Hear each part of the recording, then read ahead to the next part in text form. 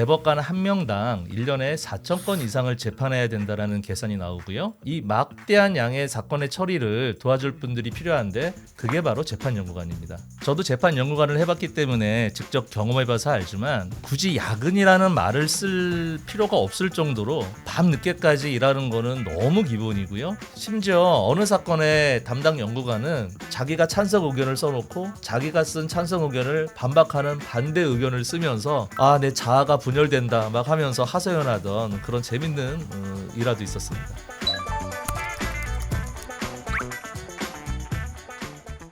안녕하세요. 법조계의 다양한 궁금증과 비하인드를 알려드리는 광화문 TMI의 하태현입니다.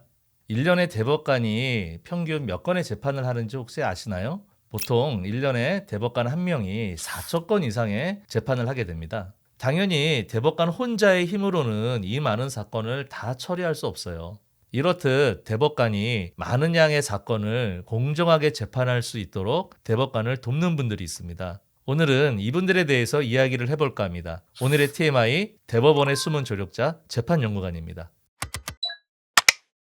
일단 재판연구관을 소개하기 전에 재판연구관이 왜 필요한지 이해하시려면 우선 대법관의 업무량부터 말씀드려야 될 것 같아요. 우리나라의 대법관이 총 몇 명인지 아시나요? 대법원장을 제외하고 우리나라의 대법관은 총 13명입니다. 그런데 그중 한 명은 법원 행정처장을 맡기 때문에 실제 대법원 재판을 담당하는 대법관은 총 12명입니다. 대법원은 전국에서 올라오는 3심 사건을 모두 담당하기 때문에 1년에 대법원에 접수되는 상고사건만 해도 5, 6만 건이 훌쩍 넘어가고요. 민사 형사 사건만 해도 4만 건이 넘습니다. 그런데 이 5만 건 넘는 사건을 12명의 대법관이 나누어서 처리한다고 생각해 보세요. 물리적으로 도저히 불가능하겠죠. 그래서 이 막대한 양의 사건의 처리를 도와줄 분들이 필요한데 그게 바로 재판연구관입니다. 재판연구관은 쉽게 표현하면 대법원 사건 진행의 첫 단추 역할을 합니다. 상고사건이 접수되면 재판연구관은 제일 먼저 1심, 항소심 판결문을 검토하고 사실관계와 쟁점을 확인해서 그 내용을 요약하고 압축한 보고서를 작성을 하게 됩니다.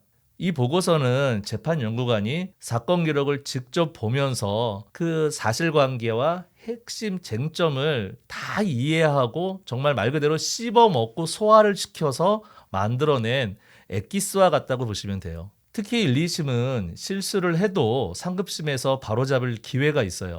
그런데 대법원 판결은 한번 잘못되면 바로잡을 수 있는 기회가 없죠. 그리고 대법원 판결은 그 자체가 판례가 되기 때문에 하급심 판결의 기준이 돼요. 그래서 더더욱 어떠한 쟁점도 놓치지 않도록 철저하게 검토를 해야 합니다. 대법원에는 그동안 수십 년 동안 작성된 방대한 양의 보고서가 데이터베이스로 저장되어 있어요. 그 보고서를 보면 대법원의 판례 하나하나가 그냥 나온 것이 아니라 수많은 선배들의 피땀과 노력으로 만들어진 것이라는 걸 알 수 있습니다. 그러다 보니 재판연구관들의 업무 강도는 정말 말 그대로 극악이라고 할 수 있어요. 저도 재판연구관을 해봤기 때문에 직접 경험해봐서 알지만 굳이 야근이라는 말을 쓸 필요가 없을 정도로 밤늦게까지 일하는 거는 너무 기본이고요. 주말에도 나와서 일하는 것도 하나도 이상하지 않습니다. 농담으로 연구관은 업무 패턴에 따라 새벽에 일하러 출근하는 연구관과 일하고 퇴근하는 연구관이 있다고 해요. 그래서 두 연구관이 서로 마주치면서 씁쓸하게 인사를 하곤 한다는 그런 얘기도 있을 정도죠. 제가 1년에 며칠을 쉬었는지는 저도 기억이 잘 안 나고 정확히 말씀드리기는 어려울 것 같은데요. 제가 연구관 1년차 때 가장 바빴던 달을 기준으로 하면은 한 달 30일을 거의 매일 출근했던 것 같아요. 재판연구관은 판사가 아닌 사람들도 소수 있기는 합니다만 대부분 판사들 중에서 나름 우수한 평가를 받은 사람들로 선발을 하게 됩니다.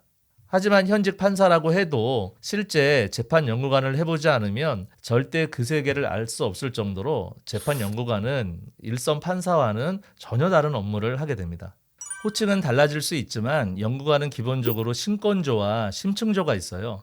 신권조는 대법원에 접수되는 사건을 1차적으로 검토하면서 바로 결론을 낼 수 있는 사건과 뭔가 깊은 검토가 필요한 사건을 구분하는 역할을 해요. 그래서 짧은 시간 동안에 상당히 많은 양의 사건을 보면서 소위 말해서 가르마를 타야 되죠. 심층조는 어렵고 복잡한 사건을 두고 깊이 고민하면서 검토하는 그런 역할을 주로 합니다. 어디가 더 힘들다고 말하기는 어렵겠지만 사건을 이해하고 쟁점을 파악하는 속도가 빠른 사람들, 보통 손이 빠르다고 하는데요. 이런 사람들은 신권조에 좀 적합하다고 할 수가 있고요. 그리고 뭔가 학구적이면서 깊이 파는 사람들은 심층조에 적합하다고 할 수 있겠죠. 재판연구관도 부장판사이기 때문에 자신의 가치관이나 소신에 따라서 나름의 생각이나 결론이 있을 수 있어요. 하지만 연구관은 어디까지나 의견을 낼 뿐 결론을 내리고 대법원 사건의 재판을 하는 사람은 대법관이기 때문에 결국 연구관은 대법관님의 판단에 따라서 업무를 처리해야만 합니다.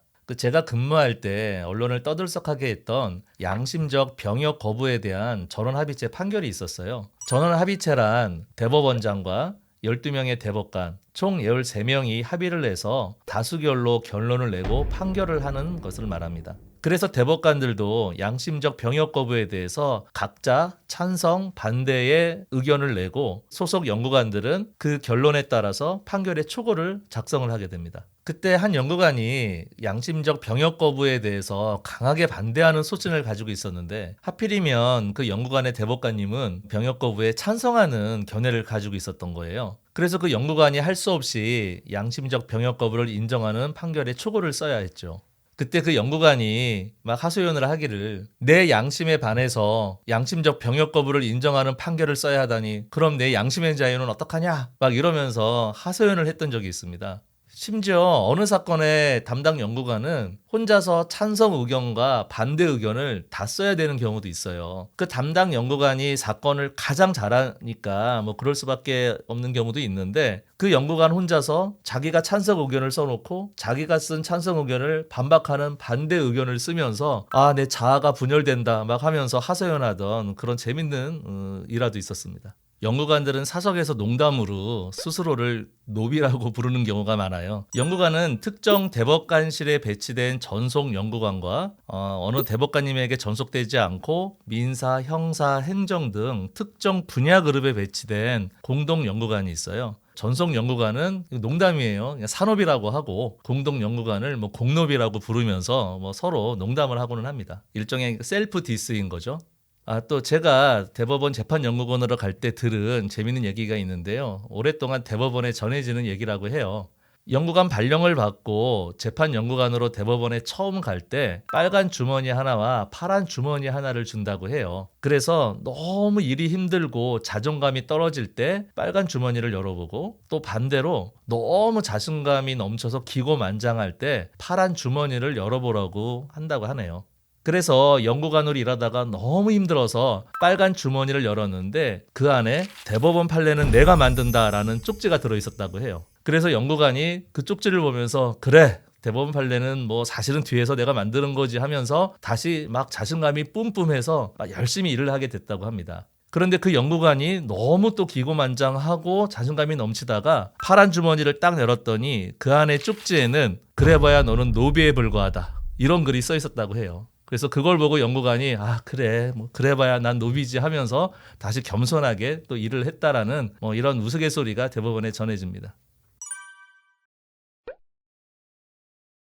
이 질문은 뭐 대법원 재판연구관뿐만 아니라 부장판사와 배석판사 사이 아니면 로펌 같으면 파트너 변호사와 어서 변호사 사이에도 다 적용될 수 있는 공통된 이야기가 아닌가 싶어요. 뭐 성격이나 성실함이나 업무 능력이나 두루 다 좋으면 제일 좋겠지만 현실적으로 그러기는 어렵겠죠. 그래서 그중에 하나를 고르라고 한다고 하면 저는 업무 능력을 고를 것 같아요. 예전에 제가 서울중앙지방법원에서 배석판사를 할 때 제가 송년회 사회를 보면서 전체 판사를 상대로 설문조사를 하고 그 결과를 송년회 때 발표한 적이 있었습니다. 그런데 그때 그 설문 문항 중에 딱 이런 문항이 있었어요.